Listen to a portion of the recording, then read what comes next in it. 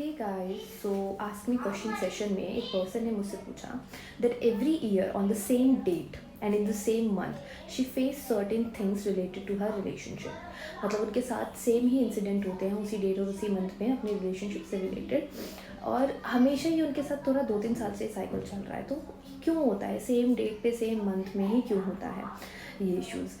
See sometimes कभी कभी बचपन में या बड़े होने पर या उससे आगे जाने लाइफ में किसी भी मोड पे कभी कभी कोई एक ऐसा इंसिडेंट हमारी लाइफ में सबकॉन्शियसली हमें इतना ज़्यादा अफेक्ट कर जाता है कि उस स्पेसिफिक डे, मंथ या फिर ईयर में हम कुछ यादें और कुछ मेमोरीज छोड़ देते हैं।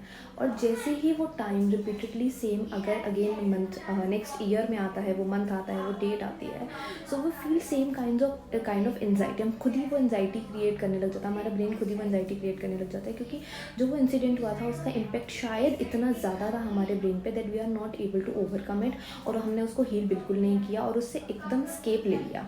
जब हम किसी चीज़ से एकदम स्केप ले लेते हैं तो वो हमारे सबकॉन्शियस में कुछ ज़्यादा ही लेवल पे बैठ जाता है, हील हम होते नहीं हैं, और उसी सेम ड्यूरेशन में वो हमें अफेक्ट करते हैं। तो बहुत लोग ऐसे बोलते हैं मेरा ये मंथ हमेशा ही ख़राब जाता है, मेरा ये टाइम तो हमेशा ही ऐसा जाता है, जैसे ये डेट आती है ना मेरा तो दिन ही भनूर जाता है। क्यों? क्योंकि हमने वो सबकॉन्शियसली एक दो बार कभी हुआ था, हमने ऐसी एनर्जी स्टक कर ली वहाँ पर कि वो सेम रिपीटेडली हमारे साथ होता है।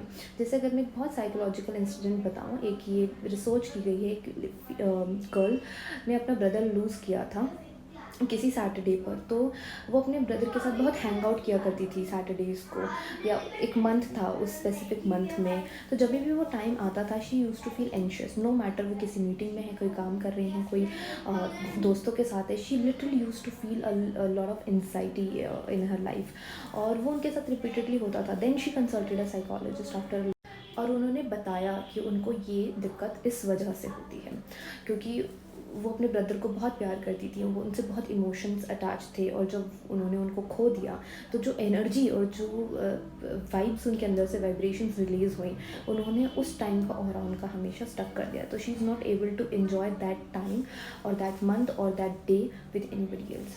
सो समटाइम्स ये बहुत वियर्ड है, सोचने पे मजबूर हो जाता है ऐसे कैसे हो सकता है, बट इट हैपन्स। कभी कभी कुछ जगहों पर, कुछ मंथ में और कुछ ईयर में हम अपनी एनर्जीज स्टक कर देते हैं।